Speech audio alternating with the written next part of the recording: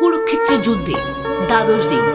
11 দিনের মতো আজকের লক্ষ্য ছিল যুধিষ্ঠির, নতুন সেনাপতি গুরু দ্রোণাচার্য। দুর্যোধনের আদেশে যুধিষ্ঠিরকে জীবিত বন্দী করতে হবে। এই উদ্দেশ্যেই দ্রোণ রচনা করেন এক ভয়ঙ্কর ভূজ্য। কিন্তু ভূজ্যবান্ত জানেন শুধু একজন, তিনি হলেন অর্জুন। তাই কৌশল বদল। সুশর্মার নেতৃত্বে সংসপ্তক বাহিনী অর্জুনকে চ্যালেঞ্জ জানায়। কৃষ্ণ সহ অর্জুন যুদ্ধক্ষেত্রে এক প্রান্তে সারাদিন যুদ্ধে ব্যস্ত। অন্যদিকে অর্জুন না থাকায় দ্রোণ ঝাঁপিয়ে পড়েন যুধিষ্ঠিরের দিকে। যুধিষ্ঠির বিপদে, ধনুক কাঁপে, পাণ্ডব শিবিরে যেন আতঙ্ক।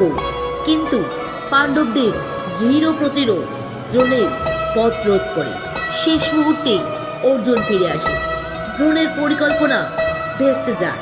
দ্বাদশ দিনে সূর্যাস্ত, যুধিষ্ঠির মুক্ত। কিন্তু যুদ্ধ আরো গভীরে প্রবেশ করে। কি হতে চলেছে জানতে হলে জানতে হবে 13 দিনের কথা। যারা এখনো সাবস্ক্রাইব করেননি অবশ্যই সাবস্ক্রাইব করে